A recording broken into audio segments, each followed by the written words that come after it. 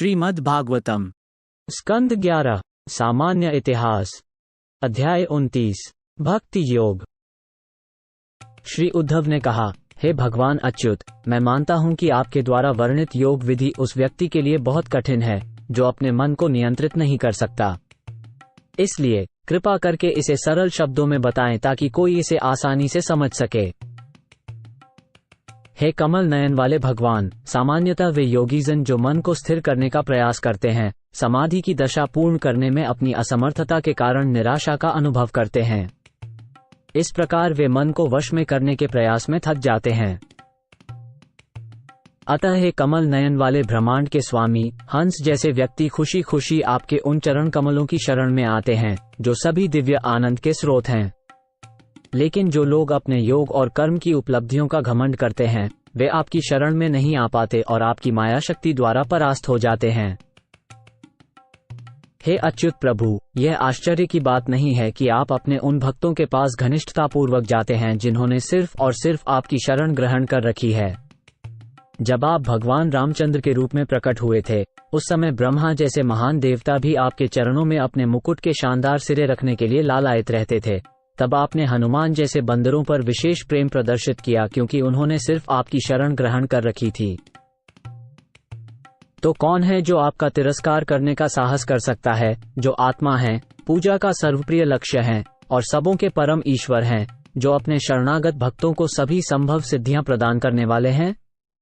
आपके द्वारा प्रदत्त लाभों को जानते हुए कौन इतना कृतघ्न हो सकता है?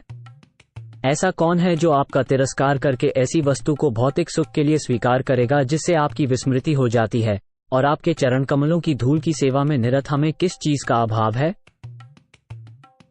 हे प्रभु, योगी कवि और अध्यात्म विज्ञान के पंडित लोग आपकी कृपा का गुणगान करने में पूरी तरह से असमर्थ रहे, चाहे उन्हें ब्रह्मजी जितना ही लंबा जीवन क्यों न मिल गया हो, क्योंकि आप दो रूपों में प्रकट होते हैं, बाहरी रूप से आचार्य के रूप में और आंतरिक रूप से परमात्मा के रूप में, ताकि देहधारी जीव को यह निर्देश देकर मुक्ति दिलाई जा सके कि वह आपके पास कैसे पहुंचे। शुकदेव गोस्वामी ने कहा, अत्यंत स्नेहिल उद्धव के इस प्रकार प्रश्न करने पर समस्त ईश्वरों के परम नियंता भगवान श्री कृष्ण, जो संपूर्ण ब्रह्मांड को अपने खिलौने की तरह मानते हैं और ब्रह्मा, विष्णु और शिव इन तीनों रूपों को धारण करते हैं, अपनी सर्व आकर्षक मुस्कुराहट दिखाते हुए उत्तर देने लगे। भगवान ने कहा, हाँ, मैं तुमसे अपनी भक्ति के तत्वों का वर्णन करूंगा जिसको अपनाकर नश्वर मनुष्य दुर्जेय मृत्यु को जीत लेगा। मनुष्य को हमेशा मुझे याद रखते हुए, जल्दबाजी किए बिना मेरे प्रति अपने सारे कर्तव्यों का पालन करना चाहिए। उसे चाहिए कि वह मुझे अपना मन और बुद्धि अर्पित कर मेरी भक्ति के आकर्षण में अपना मन स्थिर रखे। मनुष्य को उन पवित्र स्थलों की शरण लेनी चाहिए जहां मेरे परम भक्त और सज्जन निवास करते हैं। उसे मेरे भक्तों के आदर्श कार्यों से मार्गदर्शन प्राप्त करना चाहिए। ये भक्त देवताओं, दानवों और मनुष्यों के बीच प्रकट होते हैं। मेरे पूजन के लिए विशेष रूप से तय किए गए पर्वों, त्योहारों और समारोहों को मनाने के लिए अकेले या सामूहिक जलसों में गायन, नृत्य और अन्य प्रकार की शाही ठाट बाट के साथ मनाने की व्यवस्था करें। ईश्वर रूप में मुझे प्रत्येक जीव में और स्वयं में भी देखना चाहिए। मैं शुद्ध हृदय से निर्मल हूं और सर्वत्र उपस्थित हूं। मेरी उपस्थिति बाहर और अंदर दोनों जगह है, इस तरह से जैसे सर्वव्यापी आकाश होता है। हे उज्ज्वल उद्धव जी, जो व्यक्ति सभी जीवों को इस दृष्टिकोण से देखता है कि मैं उन सभी में विद्यमान हूं और जो इस दिव्य ज्ञान के द्वारा सभी का सम्मान करता है, वह वास्तव में विद्वान माना जाता है। ऐसा व्यक्ति ब्राह्मण और नीच, चोर और ब्राह्मण संस्कृति को बढ़ाने वाले दानी, सूर्य और आग की छोटी सी चिंगारी, सज्जन और क्रूर सभी को समान रूप से देखता है। सदैव सब पुरुषों में मेरी उपस्थिति का ध्यान करने वाले व्यक्ति में प्रतिस्पर्धा करने, ईर्ष्या करने और अपमान करने की कुप्रवृत्तियां तथा साथ ही मिथ्या अहंकार बहुत जल्दी नष्ट हो जाते हैं। मनुष्य को चाहिए कि वह अपने साथियों की हंसी की परवाह न करते हुए देह के मोह और उससे जुड़ी शर्म को त्याग दे। उसे कुत्तों, चंडालों, गायों और गधों तक को दंडवत प्रणाम करना चाहिए, ठीक जैसे कोई डंडा जमीन पर गिरता है। जब तक व्यक्ति ने सभी जीवों के भीतर मुझे देखने की क्षमता पूरी तरह से विकसित नहीं कर ली है, तब तक उसे अपनी वाणी, मन और शरीर के क्रियाकलापों से इस प्रक्रिया के द्वारा मेरी पूजा करते रहना चाहिए। भगवान के सर्वव्यापी व्यक्तित्व के दिव्य ज्ञान से व्यक्ति परब्रह्म को हर जगह देख पाता है। इस प्रकार सभी संशयों से मुक्त होकर वो इच्छित फल की कामना वाले कर्मों का त्याग कर देता है। निस्संदेह मैं सभी जीवों के अंदर मुझे साकार करने के लिए अपने मन, वाणी और शारीरिक कार्यों का उपयोग करने की इस विधि को आत्मिक ज्ञान प्राप्त करने का सर्वोत्तम संभव तरीका मानता हूँ। हे उद्धव, मैंने स्वयं इसको स्थापित किया है, इसीलिए मेरी भक्ति की यह विधि दिव्य है और किसी भौतिक प्रेरणा से रहित है। निस्संदेह भक्त इस विधि को अपनाने से तनिक भी हानि नहीं उठाता। हे संतों में श्रेष्ठ उद्धव, डरावनी परिस्थिति में एक आम इंसान रोता है, घबरा जाता है और विलाप करता है। हालांकि ऐसी बेकार की भावनाओं से परिस्थिति में कोई बदलाव नहीं आता, किंतु निजी प्रेरणा के बिना जो काम मुझे सौंपे जाते हैं वे बाहर से बेकार होते हुए भी असली धर्म प्रक्रिया के समान हैं। यह विधि बुद्धिमानों की परम बुद्धि और चतुरों की परम चतुराई है, क्योंकि इसका अनुसरण करके मनुष्य इस जीवन में ही मुझ शाश्वत सत्य को प्राप्त करने हेतु अस्थायी और असत्य का उपयोग कर सकता है। इस प्रकार मैंने तुम्हें संक्षेप और विस्तार के साथ परब्रह्म विज्ञान का पूरा परिचय दिया। यह विज्ञान देवताओं के लिए भी अत्यंत कठिन है।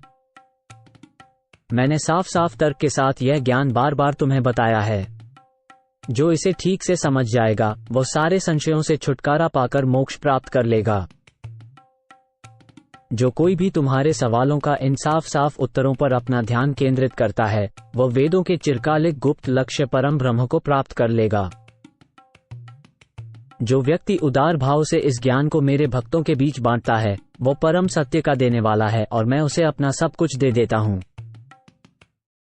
जो व्यक्ति इस स्पष्ट तथा पवित्र परम ज्ञान को जोर जोर से पढ़ता है वह दिन प्रतिदिन पवित्र होता जाता है, क्योंकि वो परम ज्ञान रूपी दिव्य दीपक से दूसरों के समक्ष मुझे उजागर करता है। जो कोई इस ज्ञान को श्रद्धा और ध्यान से लगातार सुनता है और साथ ही मेरी शुद्ध भक्ति में लगा रहता है वो कभी भी भौतिक काम के परिणामों से बंधा नहीं रहेगा। हे मित्र उद्धव, क्या अब तुम इस आध्यात्मिक ज्ञान को अच्छी तरह समझ गए हो? क्या तुम्हारे मन में उठने वाले संदेह और शोक अब दूर हो गए हैं? तुम इस उपदेश को उस व्यक्ति को मत देना जो पाखंडी, नास्तिक या बेईमान है, या जो श्रद्धा पूर्वक नहीं सुनता, भक्त नहीं है या विनम्र नहीं है। ये ज्ञान उसी को दिया जाना चाहिए जो इन बुरी प्रवृत्तियों से मुक्त हो, ब्राह्मणों के कल्याण के कार्यों के प्रति समर्पित हो और जो प्रेमी, सात्विक और शुद्ध हो। और यदि आम श्रमिकों तथा स्त्रियों में भी भगवान के प्रति भक्ति पाई जाती हो तो उन्हें भी योग्य श्रोताओं के रूप में स्वीकार करना चाहिए। जब जिज्ञासु व्यक्ति इस ज्ञान को आत्मसात कर लेता है तो उसे और कुछ भी जानने की आवश्यकता नहीं रह जाती है। आखिरकार जिसने सबसे स्वादिष्ट अमृत का पान किया है वो प्यासा कैसे रह सकता है? विश्लेषणात्मक ज्ञान, कर्मकांडों, रहस्यमय योग, सांसारिक कार्यों और राजनीतिक शासन के माध्यम से लोग धर्म, धन, कामुकता और मुक्ति हासिल करने के लिए प्रयास करते हैं। किंतु चूंकि तुम मेरे भक्त हो इसलिए जो भी चीजें इन विभिन्न तरीकों से प्राप्त की जा सकती हैं वे सभी तुम आसानी से मेरे अंदर पा सकते हो। जो व्यक्ति सारे स्वार्थी कार्यों का त्याग कर देता है और मेरी सेवा करने की तीव्र उत्कंठा के साथ मेरे प्रति समर्पित हो जाता है वह जन्म मृत्यु के चक्र से मुक्त हो जाता है और मेरे ऐश्वर्य का भागी बनता है। श्री शुकदेव गोस्वामी ने कहा, भगवान कृष्ण द्वारा कहे गए इन शब्दों को सुनकर और इस प्रकार पूरा योग मार्ग दिखाए जाने पर उद्धव ने नमस्कार करने के लिए अपने हाथ जोड़े, किंतु प्रेम के वशीभूत उनका गला भर आया और आंखों में आंसू छलक पड़े जिससे वे कुछ बोल नहीं पाए। प्रेम से अभिभूत मन को स्थिर करते हुए उद्धव ने यदुकुल के परम वीर भगवान कृष्ण को धन्यवाद दिया। हे राजा परीक्षित, उद्धव ने भगवान के चरणों का स्पर्श करने के लिए शीश झुकाया और हाथ जोड़कर बोलने लगे। श्री उद्धव ने कहा, हे अजन्मे आदि भगवान, यद्यपि मैं मोह के गहरे अंधकार में गिर चुका था किंतु आपकी दयामयी संगत से अब मेरा अज्ञान मिट गया है। निश्चय ही शीत, अंधकार और भय उस पर कैसे अधिकार कर सकते हैं जो तेजस्वी सूर्य के निकट पहुंच गया हो। मेरे तुच्छ समर्पण के बदले में आपने दयापूर्वक मुझे अपने नौकर को दिव्य ज्ञान का दीपदान दिया है। इसलिए आपका ऐसा कौन भक्त होगा जिसमें कृतज्ञता होगी, जो आपके चरण कमलों को छोड़कर किसी अन्य स्वामी की शरण लेगा? दासोहों, वृष्णियों, अंधकों और सात्वतों के परिवारों के लिए मेरे स्नेह की कड़ी रस्सी, जिसे आपने अपनी माया के द्वारा शुरू में मेरी रचना के उद्देश्य से मेरे ऊपर डाल दिया था, अब आत्मज्ञान के दिव्य हथियार से कट गई है। योगियों में श्रेष्ठ, आपको प्रणाम है। मैं आपके चरणों में शरण लेता हूँ। कृपा करके मुझे उपदेश दें कि मैं आपकी चरण कमलों में अटूट श्रद्धा कैसे प्राप्त कर सकता हूँ। भगवान ने कहा, हे उद्धव, मेरा आदेश लो और बद्रिका नाम के मेरे आश्रम में जाओ। वहां के पवित्र जल को, जो मेरे चरण कमलों से निकला है, छूकर और उसमें स्नान करके अपने को शुद्ध करो। पवित्र अलकनंदा नदी के दर्शन से अपने सभी पापों से मुक्त हो जाओ। वृक्षों की छाल पहनो और जंगल में जो कुछ भी मिले उसे खाओ। इस प्रकार तुम संतुष्ट और इच्छाओं से मुक्त, सभी द्वंद्वों के प्रति सहिष्णु, अच्छे स्वभाव के, आत्मसंयमी, शांतिपूर्ण और आध्यात्मिक ज्ञान और अनुभूति से संपन्न हो सकोगे। अपना ध्यान केंद्रित करके मेरे द्वारा दिए गए उपदेशों पर लगातार ध्यान करो और उनके सार को आत्मसात करो। अपने शब्दों और विचारों को मुझ पर स्थिर रखो और मेरे दिव्य गुणों की अनुभूति को अपने में बढ़ाने के लिए हमेशा प्रयास करते रहो। इस तरह तुम प्रकृति के तीनों गुणों के गंतव्यों को पार करके अंत में मेरे पास वापस आ जाओगे। शुकदेव गोस्वामी ने कहा, इस तरह भौतिक जीवन के समस्त कष्टों को नष्ट करने वाली बुद्धि के स्वामी भगवान कृष्ण द्वारा निर्देशित होने पर श्री उद्धव ने भगवान की परिक्रमा की और फिर भगवान के चरणों पर अपना सिर रखकर भूमि पर लेट गए। यद्यपि उद्धव सारे भौतिक द्वंद्वों के प्रभाव से मुक्त थे, फिर भी उनका हृदय विदीर्ण हो रहा था और विदा के इस समय उन्होंने अपने आंसुओं से भगवान के चरण कमलों को भिगो दिया। जिससे उद्धव का गहरा लगाव था, उससे वियुक्त होने के अत्यधिक भय में वे असमंजसग्रस्त हो गए और वे भगवान का दामन नहीं छोड़ पाए। अंत में अत्यधिक पीड़ा का अनुभव करते हुए उन्होंने बार बार प्रभु को प्रणाम किया और अपने स्वामी की खड़ाओं को सिर पर रखकर वहां से प्रस्थान किया। इसके पश्चात भगवान को अपने हृदय में रखते हुए महान भक्त उद्धव बद्रिकाश्रम गए। वहां पर तपस्या में संलग्न होकर उन्होंने भगवान के निजी धाम को प्राप्त कर लिया, जिसका वर्णन उन्हें ब्रह्मांड के एकमात्र मित्र स्वयं भगवान कृष्ण ने किया था।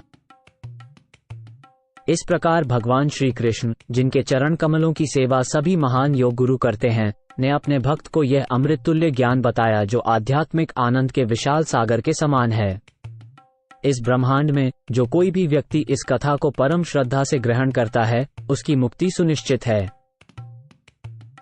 मैं उन परम पूजनीय भगवान श्री कृष्ण को नमन करता हूँ जो सर्वप्रथम और सभी जीवों में सबसे महान हैं।